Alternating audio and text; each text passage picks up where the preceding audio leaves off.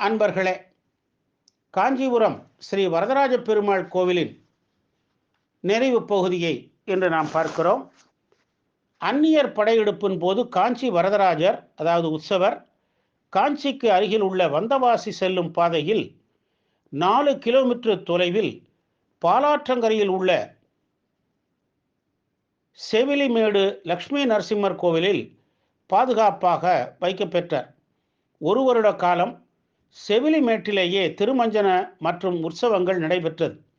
இதன் அடையாளமாக ஒவ்வொரு வருடமும் சித்ரா பௌர்ணமி விழாவில் பாலாற்றில் எழுந்தருளி திரும்பும் போது செவிலிமேடு லக்ஷ்மி நரசிம்மர் கோவிலில் வலம் வந்து செல்கிறார் ஸ்ரீ வரதராஜர். பொங்கல் அன்று இரவு 10 மணிக்கு பாரி வேட்டைக்கு கிளம்பும் காஞ்சி வரதராஜர் கோவிலிலிருந்து 15 கிலோமீட்டர் தொலைவில் உள்ள சீவரம் நரசிம்மர் கோவிலுக்கு செல்கிறார். பாசுரம் பாடும் அடியார்களும் கூட வருகிறார்கள். மறுநாள் பகல் 12 மணி அளவில் வரதர் 140 படிகள் ஏறி சென்று குன்றின் மீது இருக்கும் நரசிம்ம பெருமாள் சன்னதியை அடைவார். பிறகு அங்கிருந்து ஸ்ரீ வரதராஜ பெருமாள் ஸ்ரீபுரம் நரசிம்மர் திருமுக்கூடல் என்னும் இடத்தில் உள்ள ஸ்ரீனிவாச பெருமாள் கோவிலுக்கு புறப்படுவார்கள். 3 பெருமாள்களும் அன்று பக்தர்களுக்கு காட்சி தருவார்கள். அந்நியர் ஆதிக்கத்தின் போது காஞ்சி ஸ்ரீ வரதர், ஸ்ரீரங்கம் ரங்கநாதர் ஆகிய உற்சவ மூர்த்திகள் பாதுகாப்பாக கருதி உடையார்பாளையம் ஜமீனுக்கு எடுத்துச் செல்லப்பட்டன. பிற்காலத்தில் உடையார்பாளையத்திலிருந்து காஞ்சிபுரத்திற்கு உற்சவர்கள் எடுத்து வர ஆத்தான்ஜீயர் என்னும் பெரியவர், தோடர்மால் என்பவர் மற்றும் சலவை தொழிலாளி ஒருவர் ஆகியோர் உதவினர். அவற்றில் எது காஞ்சி வரதர் என்பதை கண்டுபிடிக்காமல் போனது. மூர்த்திகளில் திரு ஆடையை முகர்ந்து பார்த்து சலவை தொழிலாளி குங்குமப்பூ வாசனையை வைத்து காஞ்சி வரதரை கண்டுபிடித்தார். நவராத்திரி விழாவின் போது சலவை தொழிலாளி வம்சத்தினருக்கு மாலை மரியாதைகள் அளிக்கப்படுகின்றன. தோடர்மால் மற்றும் அவரை சார்ந்தவர்களுக்கு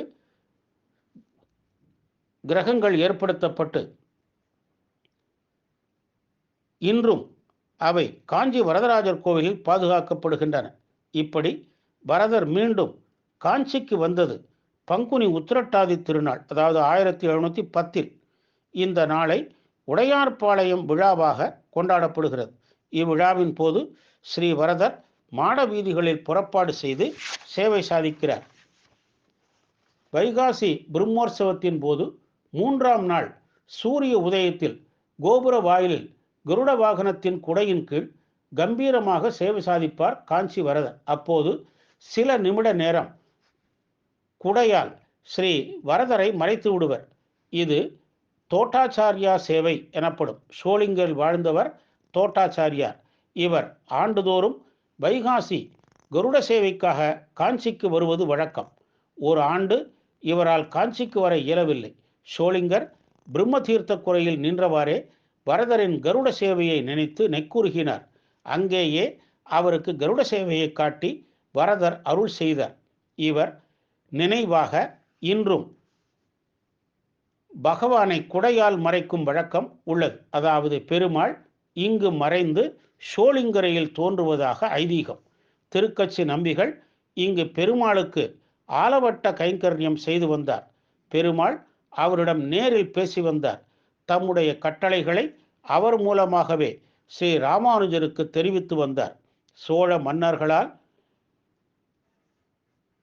கண்களை இழந்த கூரத்தாழ்வார் ஸ்ரீ வரதராஜஸ்தவம் பாடி கண்களை பெற்றார்.